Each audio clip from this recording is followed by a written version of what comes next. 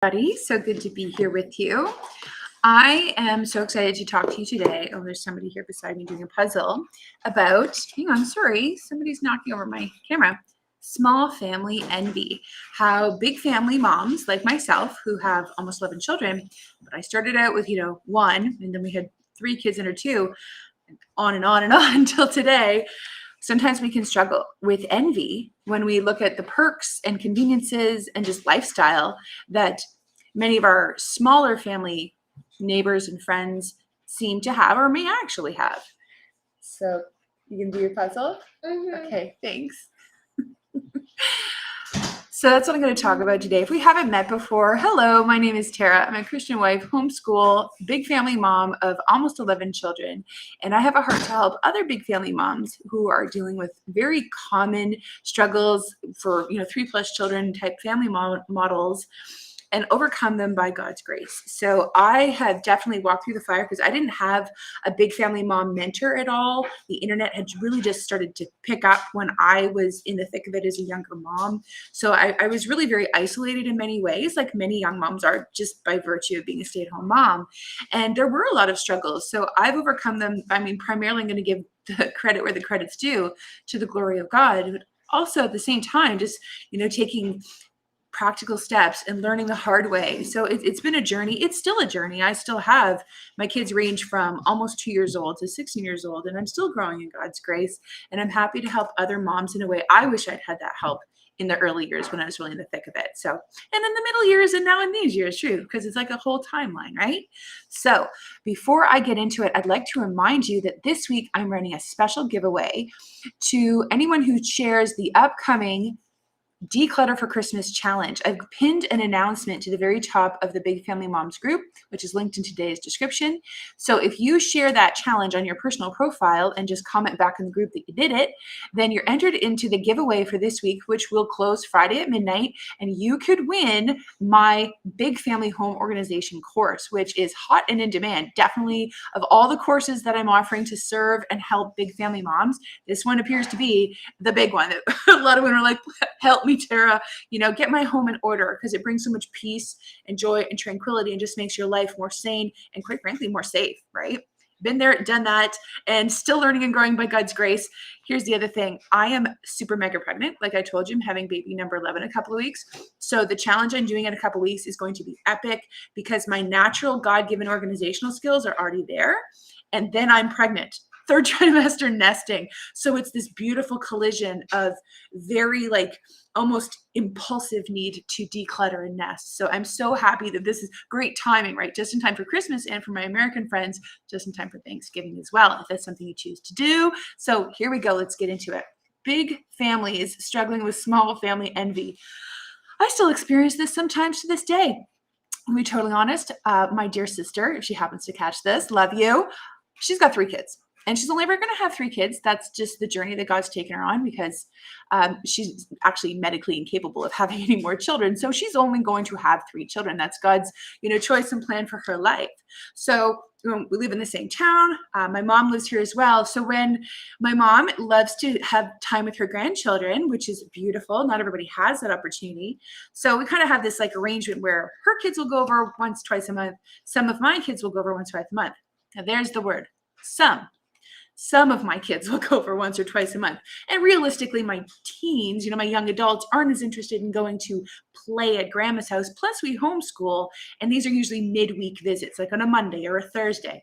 But when my sister's kids go to mom's house, it's all 3. So she's got the house to herself, right? She's got the day to herself. And this has gone on for years. When 3 of my kids go, listen, I take it for what it is. And I'm going to dive into that more actually on Friday with big family babysitting blues. But for now, that's probably one of the most acute times when I really feel it as a big family mom. And I'm like, oh, it'd be so nice to have the day off, right? Because that kind of never happens. I think I have to be ill or having a baby to get the whole day off. And what a way to get the day off, right?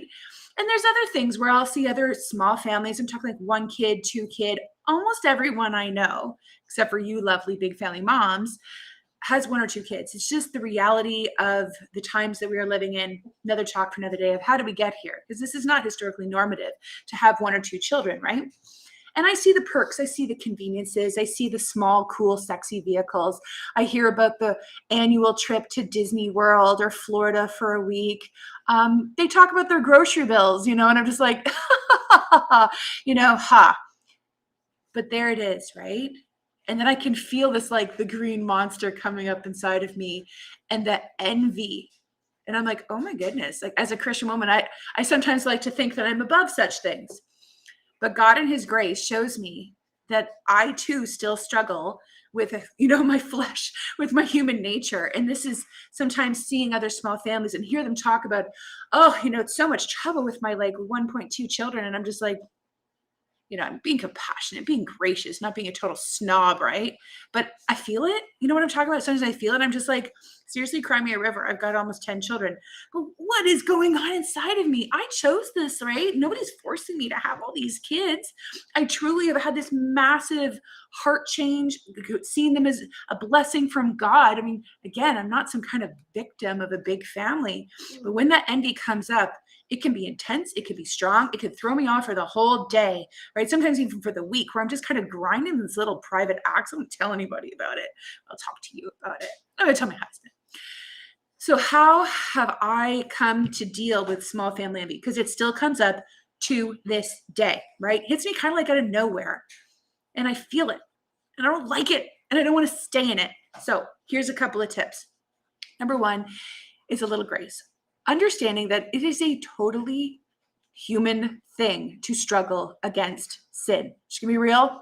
I said as a Christian, there's no shame in that.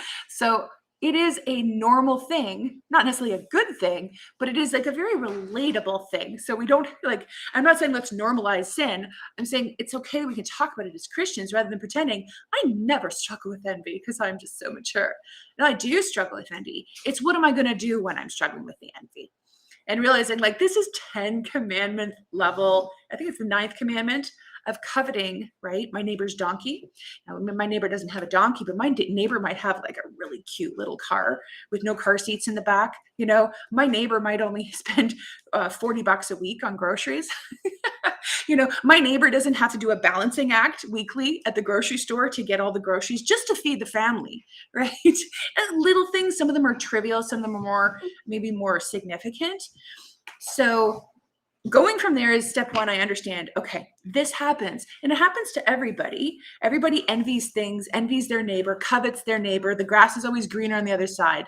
So there's that. It's just a little grace to understand this happens. Now, what are you going to do about it? So I have learned, and I'm still learning, to see it as an opportunity, right? Rather than just shaming myself for being in that place and experiencing a very human struggle with envy, with coveting, to use more maybe biblical language, is to realize I have an opportunity now to do two things. One, I have an opportunity to mature. Really, it's very sanctifying. It's like sandpaper. It's just rubbing me and I feel it and it's uncomfortable. I have an opportunity to mature and press in deeper in my relationship with God and to choose to trust him on the road I'm on, to choose again, kind of like to recommit that God, you have blessed me with this life, with these children at such a time as this. And just to reaffirm that in my core, like David does when he says like, why are you so downcast on my soul? Like, what is your problem? Like, rise up and see that the Lord has entrusted you with this. He will empower you to do this and really just speak some life to my soul rather than sitting down and having a little private pity party. So I might give myself like 5 minutes tops to have my little pity party because I am human.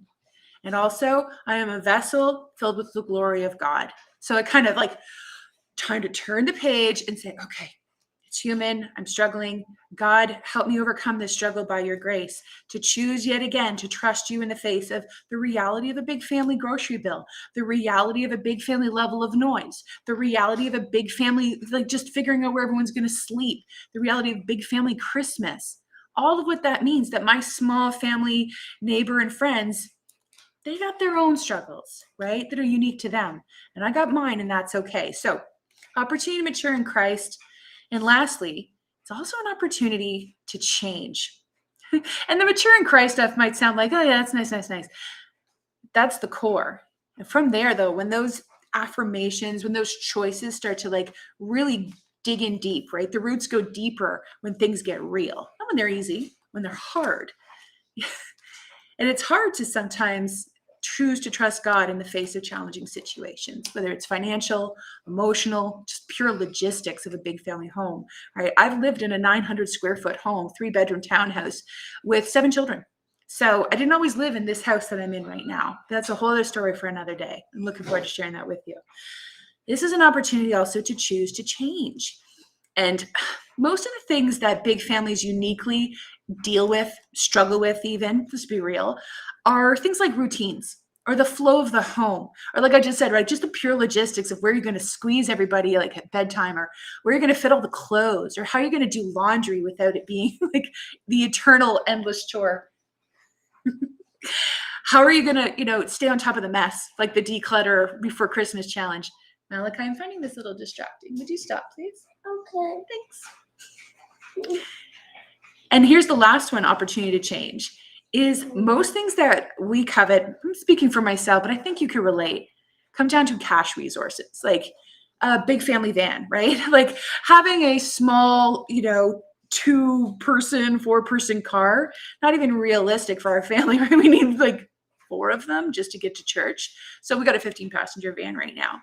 So oftentimes the things that I covet, the things that I desire, that I see in my small family compatriots, come down to cash resources. Like I'd like to take the kids to Florida and give my children good gifts, right? Like God says, a father desires to give good gifts to their children, not like a stone or a scorpion. I want to give them good gifts. There's nothing wrong with wanting to go on a family vacation and build memories while they're still young and at home. Because we all know, though in the younger years, it seems like it's never going to end. It will, and we can feel it. And I'm like, I want to build these memories and tie their hearts together while we're still a young family before you go off into your own adult life.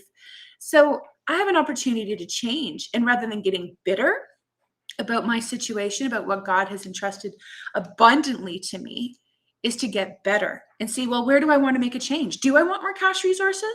What could I do about that? Just kind of get constructive. Do I have struggle with mess or with a routine and a flow in my life? Well, what could I do about that? Maybe it is a real struggle. So like no shame coming from me. Maybe this is something you really want to dig in deeper and be like, I'm going to find a way. There's got to be a way. So on that note, I want to recommend to you, you've probably heard already if you've been plugging with me, but I want to let you know this is here for you. I have 7 mini courses that focus in on pretty much everything I just listed that really come alongside big family moms uniquely, where I speak from my life to help you exactly where you need help the most as a big family mom. Whether you got 3 kids, you got 5 kids, you got 10 kids, whether it's struggling with home organization, struggling with the mess and the clutter, struggling with the finances, struggling with staying on a budget, struggling with, having any kind of boundaries where like you can actually have quiet time in the middle of day, actually have a cup of coffee without reheating it 15 times. Been there, done that. So I particularly want to draw your attention to, if you're struggling with the finance side of it, you're like, I want to go on a vacation with my kids without going into debt, right? Or I want to do it like this decade with all the kids and enjoy it. Then I've got a particular course I recommend to you. You may not notice it because of the title. It's called How to Feed a Big Family on a Budget. And if you can feed your big family on a budget, you can begin to set aside and work towards a big family vacation with ease and joy and make those memories before the time is gone. We've done it, we're doing it. And so I share all my tips and tricks. Really, I give you everything I've got to give to come and equip you. So if you're struggling with small family envy, you could change. It may not change like literally in the next 24 hours, but what if a year from now you were going on that family vacation you always wanted to go on with your kids? I mean, can you imagine their joy and excitement? You're like, kids, we're doing it. We're going to Florida. They're like, we're going to go to Disney World. We're going to go to Universal. Whatever it is for you, whatever that looks like for you. Maybe it's going to visit a loved one that you haven't seen in 2 years because of the pandemic, right? So feeding a big family on a budget has all of my finance tips and tricks, especially like how to feed them, but also like what to do when it's not enough. Some encouragement of how you could make this work, how we've made it work, so that I don't drown in envy all the time and feel like a victim of my big family circumstances. I know what this feels like, especially when the holidays roll around, especially with March break and everyone's going and doing something special. My kids are like, what are we doing? I'm like, we're staying at home. We're doing homeschool all week. So I completely can empathize with the envy, with the sorrow, the grief, the self-pity. And at the same time, you could capture that kind of like wind in your sails and use it to pivot and say, what could I do? Even if it's a small thing, but those small things, as we all know, they add up. And suddenly a year later, 2 years later, you don't recognize your life anymore. And you're like, I grew in Christ. I grew in skills I didn't have before. And now look, I'm no longer struggling the way I did a year ago, a couple months ago. So I want to encourage you because I walked this road. I'm still walking this road. I get you, I got you, and I'm with you. So feel free to go ahead and check out that course if it's resonating with you, or other courses I may have mentioned as we go along the way, the mess, the stress, the routine. If it's resonating with you, it's there for you. And they're on super crazy, ridiculous sales and not for very much longer. Like I'm practicing them away because I want to equip you so much, but the sale's not going to last. So feel free to check it out. I look forward to seeing you again on Friday. Before I go, just going to check the chat here. Okay. So let me know in the comments below. You struggling with this, the small family envy? Where particularly are you feeling it? I would love to connect with you in the Big Family Moms group. So I'll see you over there. God bless you. Have a great